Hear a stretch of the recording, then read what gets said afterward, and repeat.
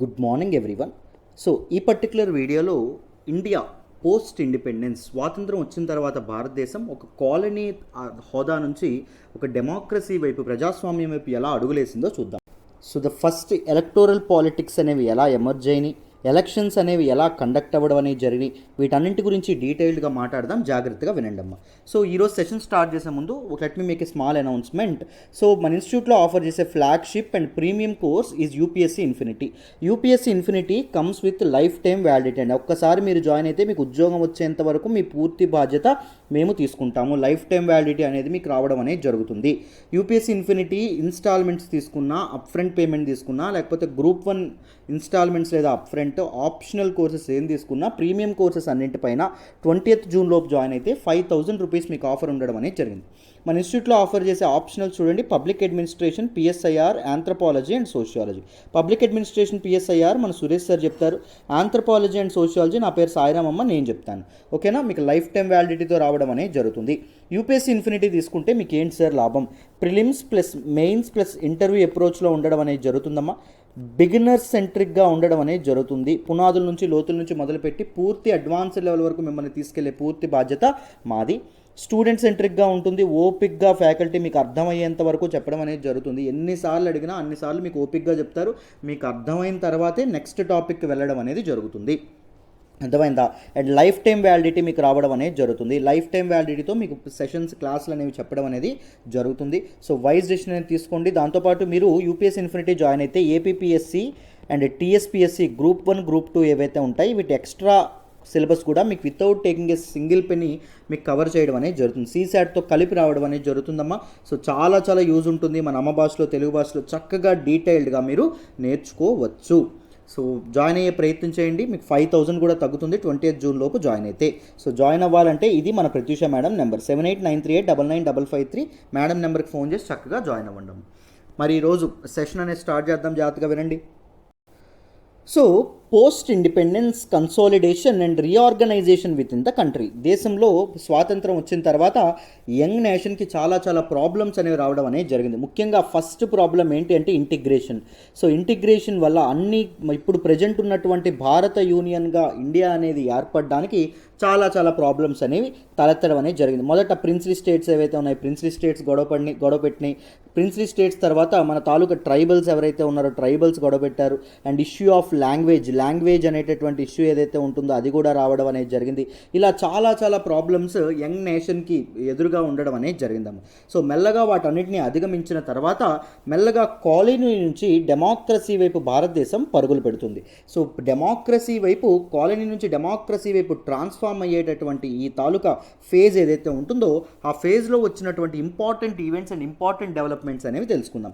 మొదటిది emergence of electoral politics. ఈరోజు session మొత్తం ఎమర్జెన్స్ ఆఫ్ ఎలక్టోరల్ పాలిటిక్స్ గురించి డిస్కస్ చేద్దాం. How the politics has emerged, how the elections conducted, వీటన్నింటి గురించి మాట్లాడదాం. చూడండి, despite the unprecedented illiterate population, diversities and poor economic condition, the national leadership were not in big quandary regarding adoption of democratic institutions to consolidate India. So చాలా world wide చాలా nations ఏవైతే ఉన్నాయో అవి monarchy నుంచి republic వైపు పరిగెత్తడం అనేది జరిగిందమ్మా. సో రాజరిక వ్యవస్థ నుంచి ప్రజాస్వామ్యం, ప్రజల చేతుల్లో పాలన అనేటటువంటిది మొదలవ్వడం అనేది జరిగింది. రిపబ్లిక్ అంటే ఏంటి? పబ్లిక్, పీపుల్ ఎలక్ట్ చేసినటువంటి రిప్రజెంటేటివ్స్ ద్వారా ఎన్నుకోబడినటువంటి ప్రభుత్వం. అర్థమైందా? సో మరి రిపబ్లిక్గా మనకి మారినటువంటి చాలా నేషన్స్ ఏవైతే ఉన్నాయో అవి చాలా స్మూత్గా అయిపోయినాయి. ఎందుకు అంటే ద ఎథ్నిక్ కల్చర్స్ అనేవి సిమిలర్, దాంతోపాటు లాంగ్వేజెస్ అనేవి similar. There are no much diversities around them. Like మనం ఫ్రాన్స్ చూసుకున్నా, లేకపోతే మనం అమెరికా ఏదైతే ఉంటుందో అమెరికా చూసుకున్నా, మేజర్ ఆఫ్రికన్ కంట్రీస్ ఏవైతే ఉన్నాయో ఆఫ్రికన్ కంట్రీస్ చూసుకున్నా, అక్కడ ఈ transition from colony to democracy లేకపోతే transition from colony to republic అనేది చాలా ఈజీగా ఉండింది. కానీ మన ఇండియాలో అది చాలా కష్టతరంగా ఉండడం అనేది జరిగింది. ఎందుకు అంటే ఇల్లిటరేట్ పాపులేషన్, చాలామంది పీపుల్కి లిటరసీ అనేది అక్షరాస్యత అనేది అసలు లేదండి. దాంతోపాటు డైవర్సిటీస్, మనం కల్చర్ పేరుగా విడిపోయాము, భాషల పేరుగా విడిపోయాము, మతాల పేరుగా, కులాల పేరుగా, రైట్స్ అండ్ రిచువల్స్ పేరుగా, ఇలా డిఫరెంట్గా రీజియన్స్ పేరుగా మనం విడిపోవడం అనేది జరిగింది. And poor economic condition. So కాలనీగా మనం 200 సంవత్సరాలు పైబడి మనం బ్రిటిష్ వాళ్ళ అండర్లో ఉండడం వల్ల British exploited India lot. British చాలా భారతదేశం నుంచి దోచుకోవడం అనేది జరిగింది. ఎకనామికల్గా చాలా వీక్గా ఉన్నటువంటి భారతదేశం ఏదైతే ఉంటుందో దాని మొత్తాన్ని ఒక దగ్గరికి చేర్చాలి, మొత్తానికి డెమోక్రసీ అనేది అలవాటు చేయాలని చెప్పి మన లీడర్స్ అనుకున్నారు. Though we have illiterate population, diversities ఉన్నప్పటికీ, పూర్ ఎకనామిక్ కండిషన్ అనేది ఉన్నప్పటికీ ద నేషనల్ లీడర్షిప్, ఎవరైతే లీడర్స్గా ఉన్నటువంటి నేషనల్ లీడర్షిప్ ఎవరైతే ఉన్నారో, కాన్స్టిట్యూషన్ ఎవరైతే ఇది చేశారో, the leaders elsewhere leaders they were not big quandary అంటే డైలమా అండి, regarding adoption of democratic institutions to consolidate India. So ఇవన్నింటినీ ఉపయోగించుకొని మనం ఎక్స్ప్లాయిట్ చేద్దాం, మనం ఒక డిక్టేటర్షిప్ ఏదైతే ఉంటుందో అది తీసుకొద్దాం, నియంత్రిత్వమైనటువంటి పాలన. ఇల్లిటరేట్ పాపులేషన్ కదా, వాళ్ళెందుకు నోరెత్తారు, వాళ్ళెందుకు వాయిస్ రేజ్ చేస్తారు, వాళ్ళందరినీ సప్రెస్ చేయొచ్చు. దాంతోపాటు ఒక డిక్టేటర్షిప్ గవర్నమెంట్ అనేది ఉందనుకోండి, మనకి ఈ ఆటోక్రటిక్ గవర్నమెంట్ అనేది ఉందనుకోండి, డైవర్సిటీస్ని కూడా మనం చాలా డైవర్సిటీస్ ఉండడం వల్ల ప్రతి ఒక్కరూ ఏం చేస్తారు, తిరుగుబాట్లు చేస్తారు, మాకంటూ కావాలి, మేము ఇండియాతో ఉండమని చెప్తారు. వాటన్నింటినీ అణిచివేయాలంటే ఒక స్ట్రాంగ్ గవర్నమెంట్ ఉండడం అవసరం. కానీ India chose to be a democratic institution. India democracy, ప్రజాస్వామ్యాన్ని చూస్ చేసుకుందండి. అర్థమైందా? సో ప్రజల చేతికే, దో దే ఆర్ ఇల్లిటరేట్ అనే నిరక్షరాస్యులు అయినప్పటికీ, though they have many diversities, though there is great poor economic condition, so ప్రజల చేతికే సావరెంటీ అనేది కంప్లీట్ సార్వభౌమాధికారాన్ని అప్పగించడం అనేది జరిగింది. ఎవరు ఎల్స్ట్వైర్ లీడర్స్ ఎవరైతే ఉన్నారో వాళ్ళు.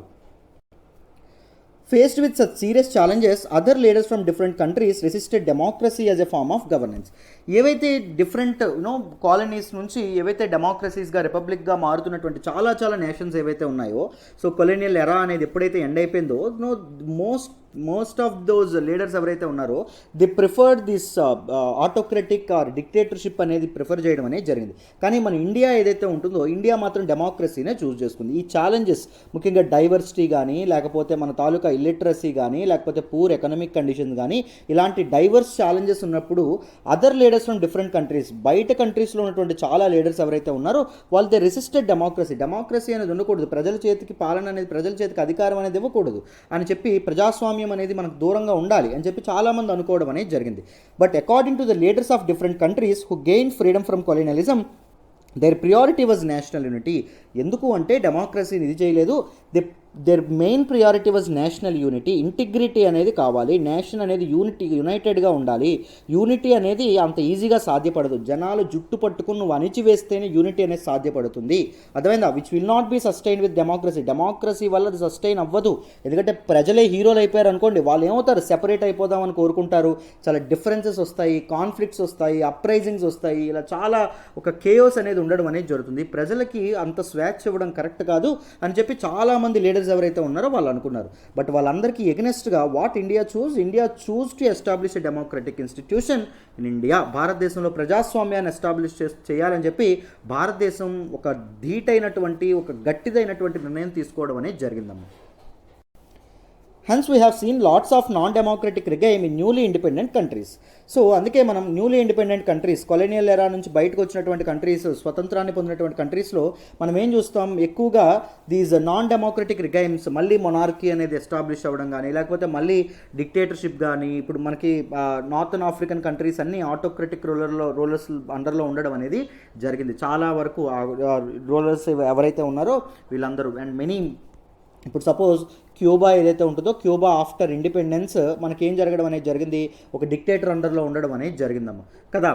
సో అప్పటి క్యూబన్ ప్రెసిడెంట్ అయినటువంటి ఫుల్గెన్షియో బటిస్టాని ఓడించి మన తాలూకా ఫిడెల్ కాస్ట్రో ఎవరైతే ఉన్నారో ఆయన అధికారాన్ని చేతుల్లోకి తీసుకోవడం అనేది జరిగింది. సో చాలా వరకు this non democratic and autocratic ఇవేవైతే ఉన్నాయి, రిగైమ్స్ ఏవైతే ఉన్నాయి, గవర్నమెంట్స్ ఏర్పాటు అవ్వడం అనేది జరిగింది. While competition and power are the two most visible things about politics, the intention of political activity should be deciding and pursuing public interest. Of course మనకు పాలిటిక్స్లో కాంపిటీషన్ అండ్ పవర్ అనేది కనిపిస్తుంది, కానీ what is the main intention behind politics, రాజకీయం, political activity ఏదైతే ఉంటుందో దాని వెనక ఉన్నటువంటి పరమార్థం ఏంటి, పబ్లిక్ ఇంట్రెస్ట్ ఏదైతే ఉంటుందో దాన్ని సేఫ్ గార్డ్ చేయడం, ప్రజల తాలూకా మన్ననలు ఏవైతే ఉంటాయో అవి పొందడం, ప్రజలకి ఏది అవసరమో అది చేయడం. This is the route our leaders decide to pursue. So అందుకే మన తాలూకా లీడర్స్ ఎవరైతే ఉన్నారో they don't want to crave for power, they don't want to establish a powerful institutions like monarchy and all. They want to establish some institutions which persuade public interest. Public interest ఏదైతే ఉంటుందో public interest కోసం పాకులాడేటటువంటి రాజకీయం ఏదైతే ఉంటుందో దాన్ని establish చేద్దామని చెప్పి అనుకున్నారు భారతదేశంలో. సో ఆ విధంగా డెమోక్రసీని ఎస్టాబ్లిష్ చేయాలనేటటువంటి నిర్ణయం తీసుకోవడం అనేది జరిగింది. After adoption of constitution on January 26, 1950, it was necessary to install the first democratically elected government of the country. So జనవరి 26, 1950లో ఎప్పుడైతే స్వాతంత్రం అనేది అమలుపరచడం అనేది జరిగిందో దాని తర్వాత భారతదేశంలో ఒక డెమోక్రటికల్లీ ఎలక్టెడ్ గవర్నమెంట్ అనేది ఎస్టాబ్లిష్ చేయాల్సినటువంటి అవసరం ఏర్పడడం అనేది జరిగిందమ్మా. The Election commission of India was setup in January 1950 was a constitutional provision to conduct free and fair elections. So మన కాన్స్టిట్యూషనల్ బాడీ అయినటువంటి ఎలక్షన్ కమిషన్ ఆఫ్ ఇండియా ఏదైతే ఉంటుందో ఎలక్షన్ కమిషన్ ఆఫ్ ఇండియాని January 1950లో ఎస్టాబ్లిష్ చేయడం అనేది జరిగింది. రాజ్యాంగం చెప్పిన మేరకు ఎస్టాబ్లిష్ చేయడం అనేది జరిగింది. ఎందుకు? To conduct supervise the elections in the country. Sukumar Sen became the first chief election commissioner. మొదటి చీఫ్ ఎలక్షన్ కమిషనర్గా సుకుమార్ సేన్ ఎవరైతే ఉన్నారో ఆయన పదవిలోకి రావడం అనేది జరిగిందమ్మా. India has adopted universal adult franchise model of democracy wherein any person with prescribed condition of age could vote without any form of discriminations. India సార్వత్రిక వయోజన ఓటు హక్కు అనేటటువంటి సిస్టమ్, యూనివర్సల్ అడల్ట్ ఫ్రాంచైజ్ అనేటటువంటి దట్ మోడల్ ఆఫ్ డెమోక్రసీని ఇండియా అనేది adapt చేసుకోవడం అనేది జరిగింది. Even America కూడా యూనివర్సల్ అడల్ట్ ఫ్రాంచైజ్ని ఎస్టాబ్లిష్ చేయలేదండి. బట్ ఇండియా అనేది ఇది చేయడం అనేది జరిగింది. Irrespective of it's illiteracy, irrespective of it's diversities, India ఎవరిని డిస్క్రిమినేట్ చేయాలని చెప్పి అనుకోలేదు. ప్రతి ఒక్కరికి చేతిలోని ఓటు హక్కు అనేది పెట్టింది. Of course there is a prescribed condition of age, ఒక్క వయసు నిబంధన పెట్టింది తప్ప ఇంకే నిబంధనలు జాతి పేరు మీదుగా కానీ, కులం పేరు మీదుగా కానీ, మతం పేరు మీదుగా కానీ ఏ నిబంధనలు, ఏ వివక్ష చూపించలేదు. ప్రతి ఒక్కరికి ఓటు హక్కు అనేది అప్పగించడం అనేది జరిగింది భారతదేశం.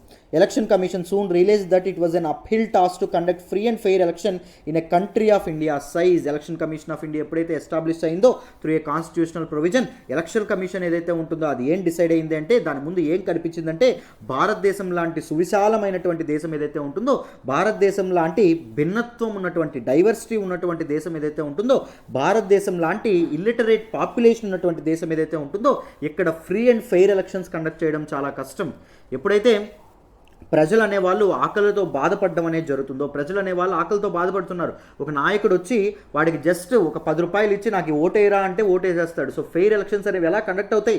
ఫెయిర్ ఎలక్షన్స్ అనేవి కండక్ట్ చేయడం అనేది చాలా కష్టం. India is poor in it's economy. భారతదేశం యొక్క ఆర్థిక వ్యవస్థ ఏదైతే ఉంటుందో అది ఘోరంగా ఉండడం అనేది జరిగింది. ఈ టైంలో free and fair elections conduct చేయడం కష్టం.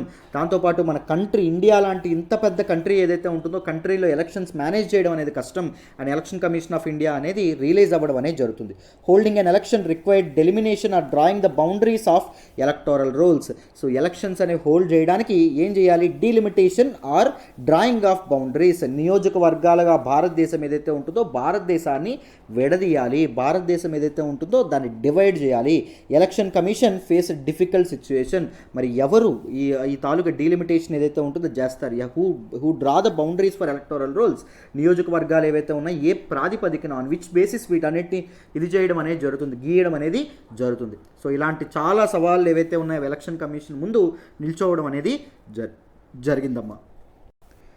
Nearly 40 lakh women registered themselves as wife or daughter of somebody rather registering themselves by their names. చూడండి, 40 లక్షల మంది ఆడవాళ్ళంట వాళ్ళ తాలూకా పేర్లని ఎలా రిజిస్టర్ చేసుకున్నారు?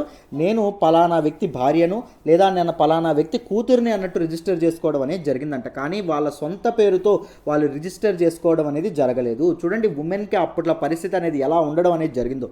అదే they don't even allow to they are not even allow to reveal their identity with their name.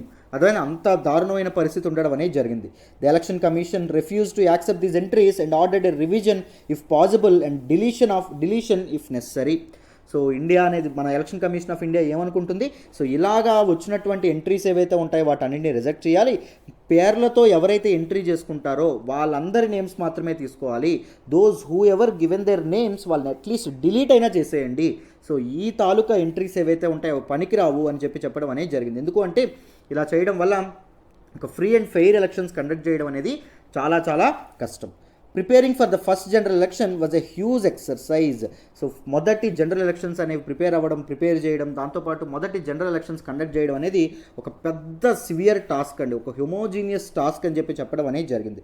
No election on the scale had ever been conducted in the world before. So ఇంత పెద్ద మొత్తంలో, ఇంత హ్యూజ్గా ఈ ప్రపంచంలో ఎక్కడ ఇలాంటి elections అనేవి conduct, ఇంత ఎక్కువ మంది పాపులేషన్ పార్టిసిపేట్ చేసేటటువంటి ఎలక్షన్స్ కానీ, ఇంత ఎక్కువ మంది ఉద్యోగులు ఉన్నటువంటి ఎలక్షన్ కానీ, లేకపోతే ఇంత ఎక్కువ మంది క్యాండిడేట్స్ పార్టిసిపేట్ చేసినటువంటి ఎలక్షన్ కానీ ప్రపంచంలో మునుపెన్నడూ జరగలేదండి. ఎప్పుడు it is unprecedented event.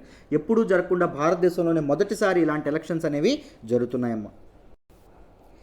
At the time there were 17 crores eligible voters. మొత్తం అప్పుడు 17 కోట్ల మంది ఎలిజిబుల్ ఓటర్స్ ఉన్నారు.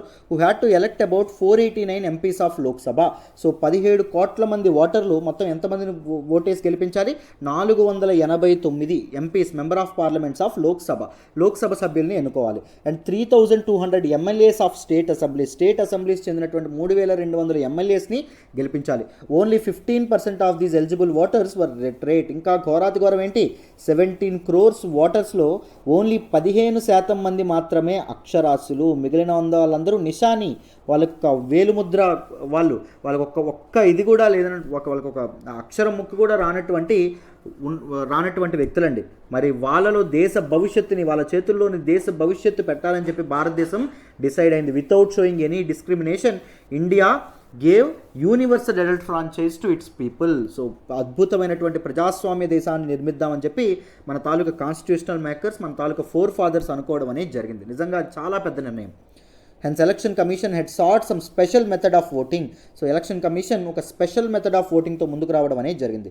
Like the candidates were to be identified by symbols assign to each major party and independent candidates painted on the ballot papers in the box assigned to a particular candidate and ballot was secret. So అందుకోసం మన తాలూకు election commission ఏదైతే ఉంటుందో ఒక కొత్త method, ఒక novel method, ఒక innovative మెథడ్తో రావడం అనేది జరిగింది. ఏంటి ఆ మెథడ్? ప్రతి ఒక్క క్యాండిడేట్, ప్రతి ఒక్క పార్టీకి ఒక్కొక్క సింబల్స్ అనేవి ఉండడం అనేది జరుగుతుంది. These candidates are to be identified with their symbols. వాళ్ళ తాలూకు గుర్తులతో వాళ్ళని ఐడెంటిఫై చేయడం అనేది జరుగుతుంది. ఈవెన్ ఇండిపెండెంట్ క్యాండిడేట్స్ ఎవరైతే ఉన్నారో వాళ్ళకు కూడా ఒక సింబల్స్ అనేవి ఇవ్వాలి అని చెప్పి ఎలక్షన్ కమిషన్ ఏదైతే ఉంటుందో ఎలక్షన్ కమిషన్ అనేది నిర్ణయించింది. ఆ సింబల్స్ దేని మీద ఉంటాయి? బ్యాలెట్ పేపర్స్ ఏవైతే ఉంటాయో బ్యాలెట్ పేపర్స్ మీద ప్రింట్ అవ్వడం అనేది జరుగుతుంది. బ్యాలెట్ పేపర్ మీద ప్రింట్ అయినప్పుడు మనకి ఆ సింబల్ మీద ఓటేసి మన బ్యాలెట్ బాక్స్ ఏదైతే ఉంటుందో దానిలోని వీళ్ళు వాళ్ళ తాలూకా బ్యాలెట్ పేపర్ని వేయాల్సి ఉంటుంది. సో ఈ రకమైనటువంటి కొత్త సిస్టమ్ ఏదైతే ఉంటుందో, బ్యాలెట్ బాక్స్ సిస్టమ్ ఏదైతే ఉంటుందో దాన్ని election commission of India adopt చేసుకోవడం అనేది జరిగింది టు సాల్వ్ మేజర్ ప్రాబ్లమ్స్. ఎందుకంటే ఇప్పుడు మనకి ఏం జరుగుతుంది, ఇంతమంది క్యాండిడేట్స్ చూడండి, 3200 మంది ఎమ్మెల్యేస్, అందులో 2-3 ఎమ్మెల్యేస్ అయినా వాళ్ళ తాలూకు నేమ్స్ ఏవైతే ఉంటాయి నేమ్స్ సిమిలర్గా ఉండొచ్చు కదా. దాంతోపాటు ఇప్పుడు పేర్లు ఎలా రాస్తారు, మనకి కులంతో కలిపి పేరు ఉండడం అనేది జరుగుతుంది. సో ఇంటి పేరు ఏదైతే ఉంటుందో ఇంటి పేరు మనకి ఏం చేయడం అనేది జరుగుతుంది, ఆ తాలూకు ఓటర్ని ఇన్ఫ్లుయెన్స్ చేయొచ్చు కదా. సో కులం ప్రకారంగా వాళ్ళు ఓటేసేటటువంటి అవకాశం కూడా ఉంది. సో ఇలాంటి ప్రాబ్లమ్స్, ఇలాంటి డైవర్సిటీస్ వీటన్నిటిని అధిగమించడానికి election commission of India came up with this ballot box and ballot paper thing అండి. అర్థమైందా? ఈ మెథడ్తో రావడం అనేది జరిగింది. Election commission trained over 3 lakhs officers and polling staff to conduct the election. So election commission ఏదైతే ఉంటుందో మొత్తం 3 లక్షల మంది ఆఫీసర్స్ ఎవరైతే ఉన్నారో వాళ్ళని ట్రైన్ చేయడం అనేది జరిగింది.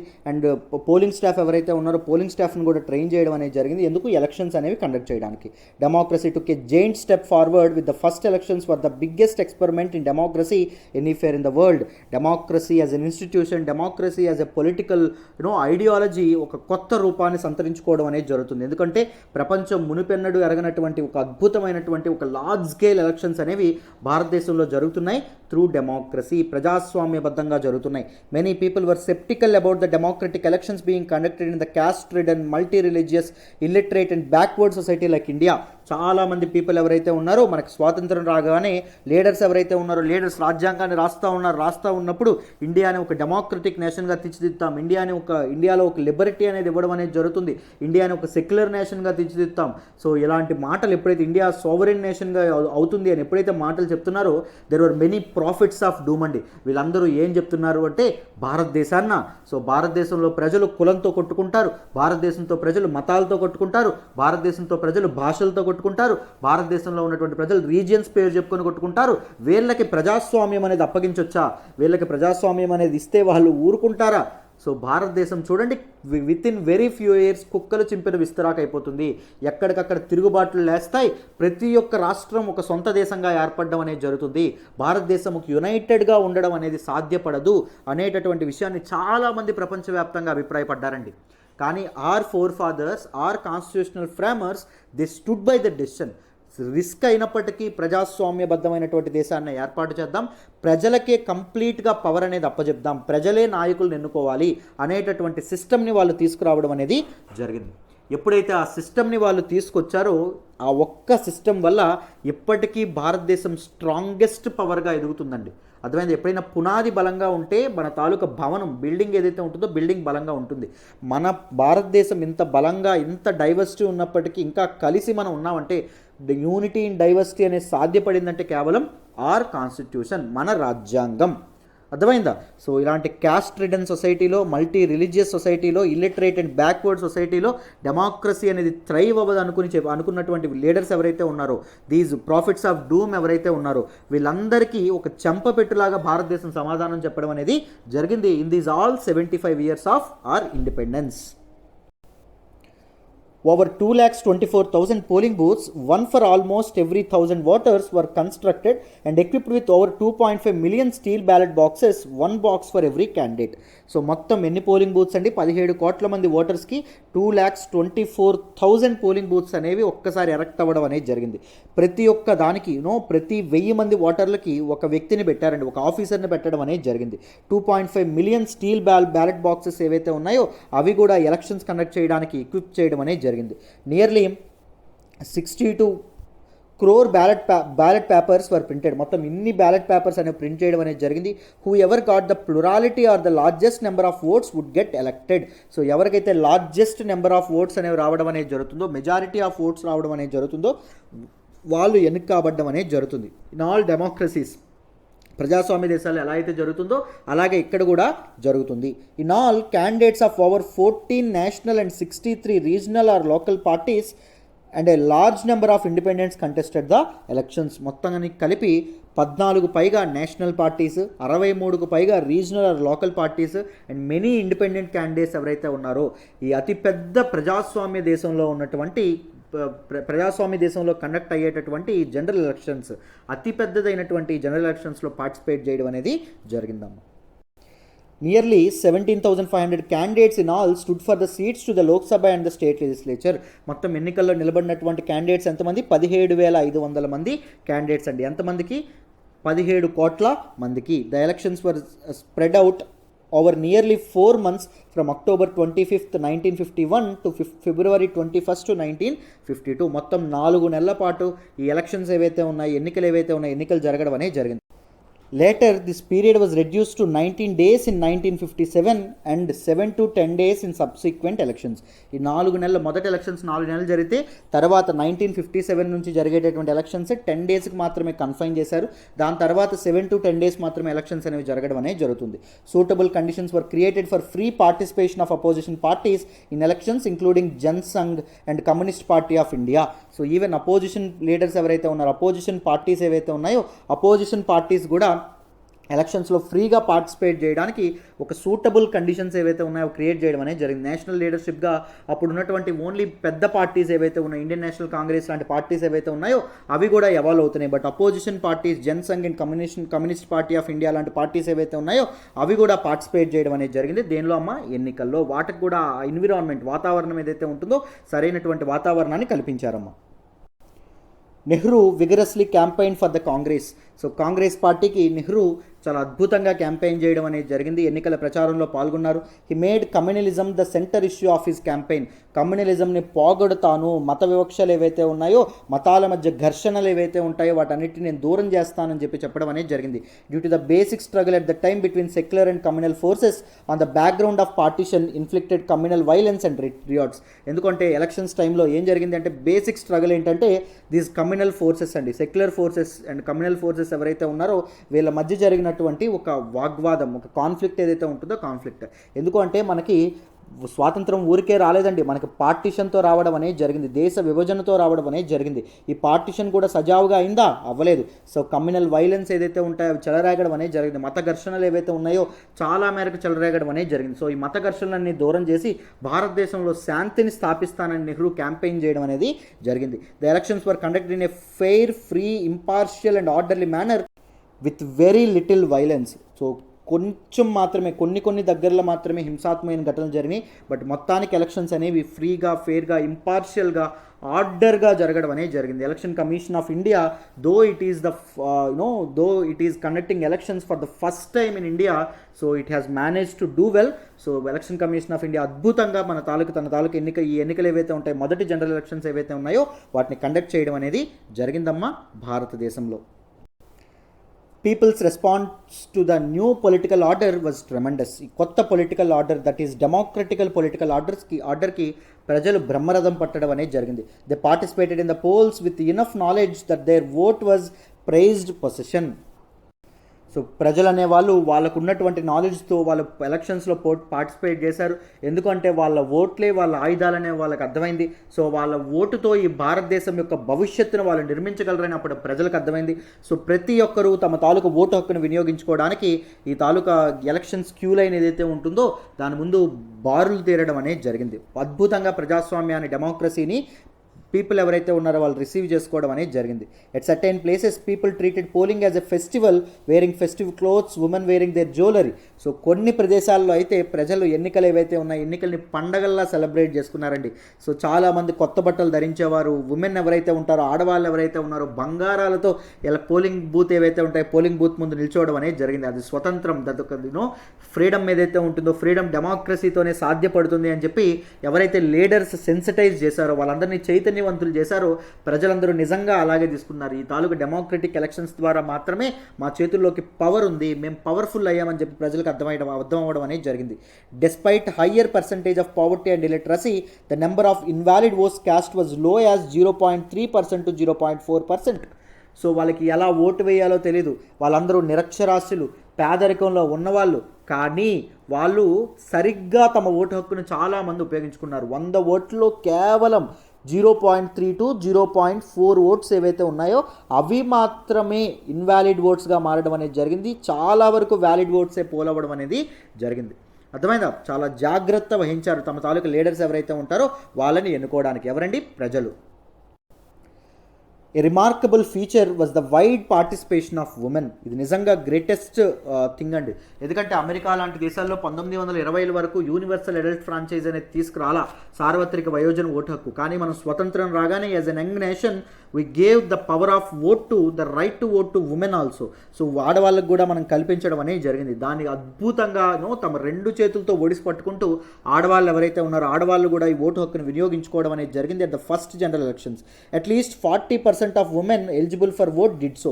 సో ఎవరైతే ఉమెన్ ఎలిజిబుల్ ఓట్ వేయడానికి అర్హులో వాళ్ళ 40% మంది వాళ్ళ ఓట్లు వినియోగించుకోవడం అనేది జరిగింది. Thus the faith the leadership in the people was fully justified. So మన పీపుల్ ఎవరైతే ఉన్నారో ప్రజలకి వాళ్ళ తాలూకా లీడర్స్ మీద ఉన్నటువంటి ఆ తాలూకా నమ్మకం ఏదైతే ఉంటుందో నమ్మకం అనేది రుజువు అవ్వడం అనేది జరిగిందమ్మ. సో ఎందుకు ఇక్కడ ఈ మాట వాడామంటే చెప్తాను చూడండి. ఇప్పుడు మనం ఓటేస్తామండి, ఇప్పుడు ఎలక్షన్స్కి వెళ్తాం కదా, ఎలక్షన్స్ ఓటేస్తాం. ఓటేస్తే నిజంగా నీ ఓటు కౌంట్ అవుతుందా లేదో గ్యారంటీ ఏంటి? What is the guarantee? నీకు ఎలా తెలుసు? you have blind faith on election commission, right? Election commission of India పైన లేకపోతే స్టేట్ ఎలక్షన్ కమిషన్ మీద నువ్వు బ్లైండ్ ఫెయిత్ నువ్వు ముందుకు వెళ్ళడం అనేది జరుగుతుంది. ఈవెన్ దీస్ ఉమెన్ కూడా వాళ్ళ నాయకులు ఎవరైతే ఉన్నారో నాయకుల మీద గుడ్డి నమ్మకంతో వాళ్ళు ఏం చేశారు? ఎలక్షన్స్లో పార్టిసిపేట్ చేయడం అనేది జరిగిందమ్మా. When the elections results were declared, it was realized that nearly 46% of the eligible voters had cast their vote. Election result అయిన తర్వాత మొత్తం క్యుములేటివ్గా చూసుకుంటే మొత్తం ఎలిజిబుల్ ఓటర్స్లో 46% మెంబర్స్ ఎవరైతే ఉన్నారో it is a remarkable number అండి. మనం తక్కువ అనుకుంటాం, ఇప్పటికీ మన ఇండియాలో 70% మ్యాక్సిమం పోల్ అవ్వడం అనేది జరుగుతుంది. అర్థమైందా? మ్యాక్సిమం పోల్ అవుతుంది మనకి, సో యావరేజ్గా చూసుకుంటే. బట్ కానీ 46% ఫస్ట్ జనరల్ ఎలక్షన్స్లోనే 46% people irrespective of their illiteracy, irrespective of their economic condition, irrespective of their many other things వాళ్ళు పార్టిసిపేట్ చేశారంటే నిజంగా గ్రేటే. ఎందుకు జరుగుతుందంటే చూడండి, ఇప్పుడు మనకి ఇప్పటికీ ఓట్ అనేది అనేది ఓటుని ఎవరు సీరియస్గా కన్సిడర్ చేయరు. ఇప్పుడు ఆఫీస్ ఉందనుకోండి, ఆఫీస్ మానేసి ఓటు వేయాల్సినటువంటి పరిస్థితుల్లో ఎవరు ఉండరు మామూలుగా ఎప్పటికీ. కానీ ఒకప్పుడు ఏం జరిగేది, పూర్ ఎకనామిక్ కండిషన్, తినడానికి తిండి ఉండదు. ఆ రోజు వాడు కూలికి వెళ్ళకపోతే ఆడికి తినడానికి తిండి గింజలు కూడా లేనటువంటి పరిస్థితి, భోజనం కూడా బువ్వ కూడా ఉండదు. సో అలాంటి పరిస్థితుల్లో లేదు బాబు నువ్వు డెమోక్రసీని అప్హెల్డ్ చేయాలి, నువ్వు వచ్చి అర్జెంటుగా ఓటేయి అంటే చెప్పు తీసుకొని కొడతాడు. అంతేనా, ఆయనకు ఉన్నటువంటి ఎకనామిక్ కండిషన్ ఏదైతే ఉంటుందో ఎకనామిక్ కండిషన్స్కి. అర్థమైందా? సో ఎవరైనా ఆకలితో ఉన్నవాడికి పట్టెడు అన్నం ఎవడు పెడతాడని చూస్తాడు, కానీ డెమోక్రసీ, లిబర్టీ, ఫ్రీడమ్ ఇలాంటి మాటలు మాట్లాడితే ఎవడు వినండి, ఎవడు వినడు. అర్థమైందా? సో దీస్ పీపుల్ ఎవరైతే ఉన్నారో, దో వాళ్ళకంత అలాంటి కండిషన్స్లో ఉన్నప్పటికీ those people went all along to this particular polling booths and casted their votes with their knowledge. That is the remarkable thing about Indians అండి. ప్రజాస్వామ్యాన్ని భారతీయులకు పరిచయం చేయాలనుకోవడమే ఒక పెద్ద నిర్ణయం అయితే, ప్రజాస్వామ్యాన్ని రెండు చేతులతో ఒడిసి పట్టుకొని మేము నిజమైన పాలకులము అని ప్రజలు వాళ్ళ నెత్తి మీద వాళ్ళ కిరీటాలు పెట్టుకున్నారు చూసారా ఎలక్షన్స్లో ఓటేసి, అది చాలా చాలా గొప్పదైనటువంటి విషయం. There were many political parties which had participated in country's first general elections and state assemblies elections in free India. చాలా పొలిటికల్ పార్టీస్ ఏవైతే ఉన్నాయో అవి భారతదేశంలో జరిగినటువంటి మొదటి జనరల్ ఎలక్షన్స్లో పార్టిసిపేట్ చేయడం అనేది జరిగింది. అండ్ స్టేట్ అసెంబ్లీస్ ఏవైతే ఉన్నాయో వాటిలో కూడా పార్టిసిపేట్ చేయడం అనేది జరిగిందండి. అర్థమైందా? సో ఇండిపెండెంట్ ఇండియాలో జరిగినటువంటి మొదటి ఎలక్షన్స్లో చాలా పొలిటికల్ పార్టీస్ పార్టిసిపేట్ చేయడం అనేది జరిగిందమ్మా.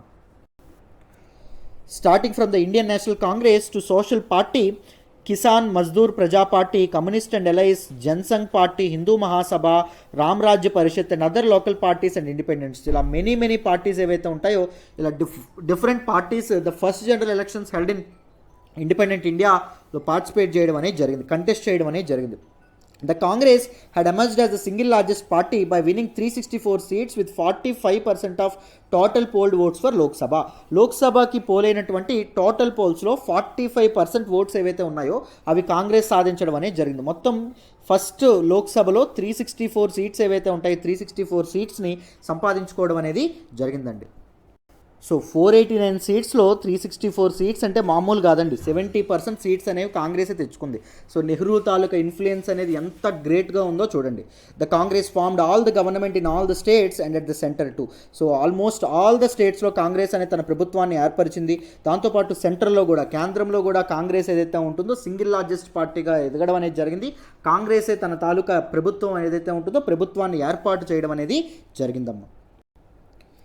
It did not get a majority on its own in 4 states. So only 4 states-లో కాంగ్రెస్కి మెజారిటీ రాలేదు. That is Madras, Travancore, Cochin, Orissa and PEPSU. PEPSU అంటే Patiala and East Punjab States Union అమ్మ. సో అక్కడ మెజారిటీ అనేది రానప్పటికీ మన తాలూకా కాంగ్రెస్కి అక్కడ కూడా కాంగ్రెస్ అనేది it manage to form its own government. అక్కడ కూడా ప్రభుత్వాలు ఏర్పరిచింది కాంగ్రెస్. ఎందుకంటే with the help of independent candidates యొక్క హెల్ప్తో మన తాలూకా కాంగ్రెస్ ఏదైతే ఉంటుందో కాంగ్రెస్ అనేది ప్రభుత్వం ఏర్పాటు చేయడం అనేది జరిగింది. And small local parties which then merged with it. So small local parties ఏవైతే ఉన్నాయో వాటి సహాయంతో ప్రభుత్వం ఏర్పరిచిన తర్వాత లోకల్ పార్టీస్ కూడా కాంగ్రెస్లో కలిసిపోవడం అనేది జరిగింది. తర్వాత the communist performance was big surprise and it emerged as the second largest group in the Lok Sabha. So అప్పుడు కమ్యూనిస్ట్ పార్టీ ఏదైతే ఉంటుందో కమ్యూనిస్ట్ పార్టీ అనేది ఒక విపరీతమైనటువంటి సర్ప్రైజ్తో ముందుకు రావడం అనేది జరిగింది. ఎందుకు అంటే with the influence of Mao అండి. చైనీస్ రెవల్యూషన్ అప్పుడప్పుడే పెద్ద ఊపందుకోవడం అనేది జరుగుతుంది.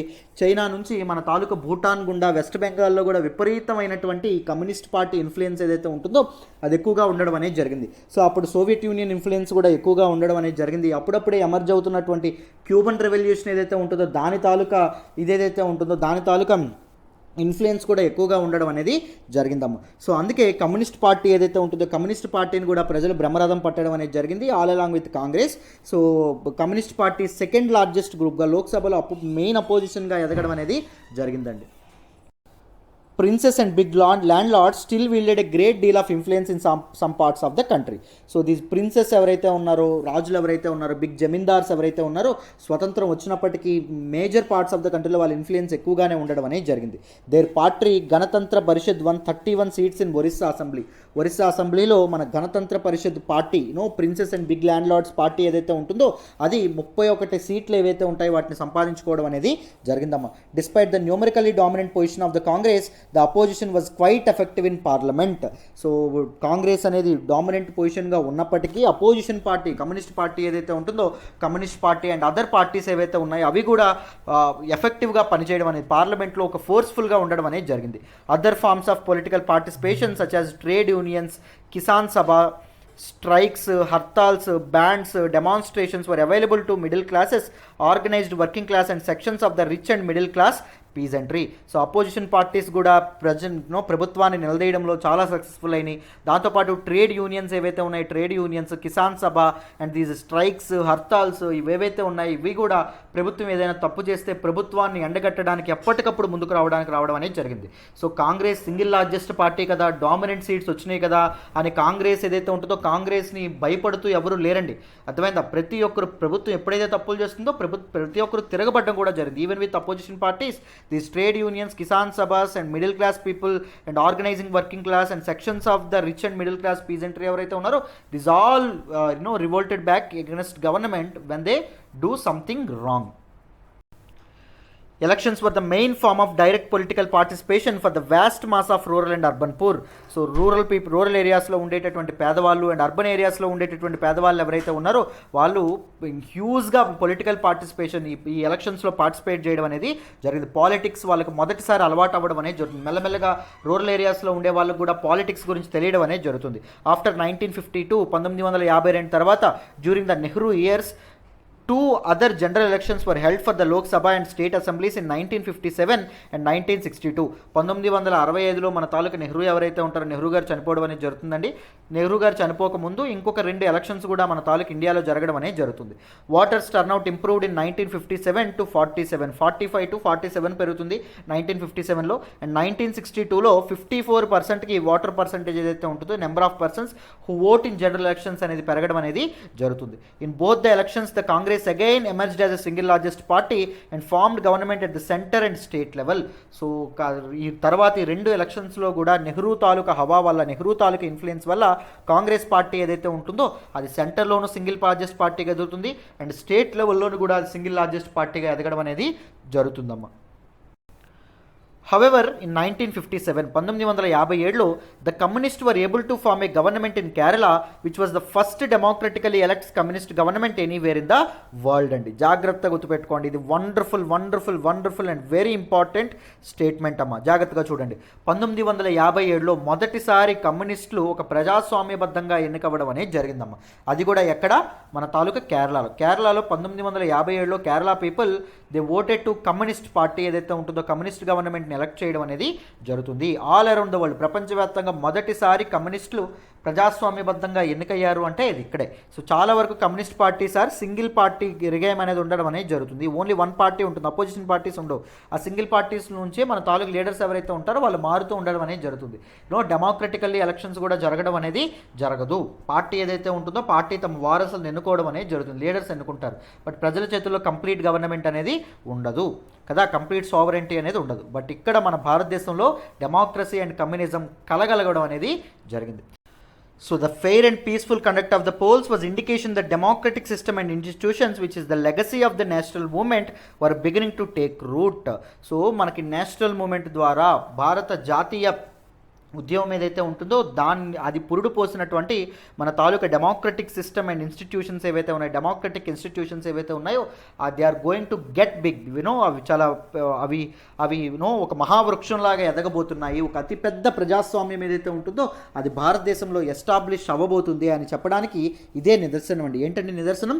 This fair and peaceful conduct of elections ఇంత ఫెయిర్గా పీస్ఫుల్గా జరిగాయంటే దాని అర్థం ఏంటి?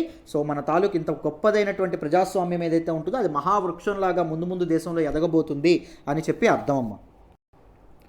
The successful conduct of the polls was one of the reasons why India and Nehru came to be admired abroad, especially in the ex-colonial countries. So మన తాలూకా poles ఏవైతే ఉన్నాయి, elections ఏవైతే ఉన్నాయో సక్సెస్ఫుల్గా కండక్ట్ చేయడం వల్ల it is one of the reasons why India and Nehru both India and Nehru came to be admired abroad. బయట దేశాలు కూడా అడ్మైర్ చేయడం అనేది జరిగింది. సో అందరూ ఏమనుకున్నారు?